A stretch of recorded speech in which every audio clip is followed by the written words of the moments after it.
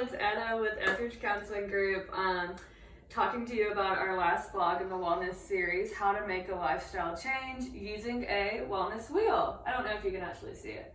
But so using a wellness wheel is a really practical and useful tool to come up with ideas and goals and get structure on how to make a lifestyle change in your life.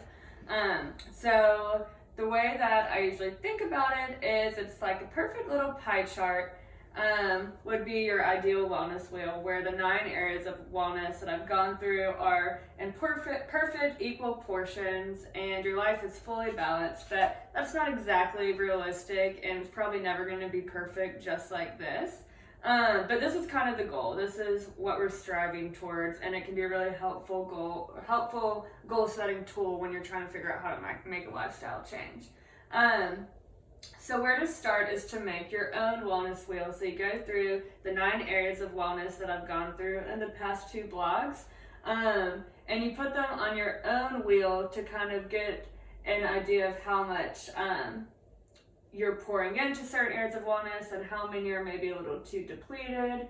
So you can see in this one, occupational is taking up a pretty large amount of their wheel, which is common for a lot of people if you're really pouring yourself into work. But we want probably the social, physical, emotional, and cultural to be a little bit bigger too. So already right there you can see that there's 4 target areas that you can make some new goals in. Also, I always like to create space for what I call the abyss, which is maybe the area of your life where you have a lot of time going to, but you don't really know where it's going. Maybe it's binging Netflix, maybe it's scrolling through Instagram, and so that, even if maybe you can't lower your occupational wellness much, you might be able to. That's a good place to look to see if there's a spot for any new boundaries to be putting in around work. But you probably can fill into the abyss a little bit more with some of these other things like physical, emotional, and social wellness.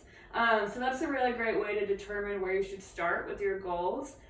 See where you can put boundaries in, and then see where you can pour into other areas. And you want your goals to be measurable, consistent, and realistic. So baby steps are great. And you want a goal that can be used over time. So maybe it's going on 1 walk every week, and that could already be a huge step in your physical wellness.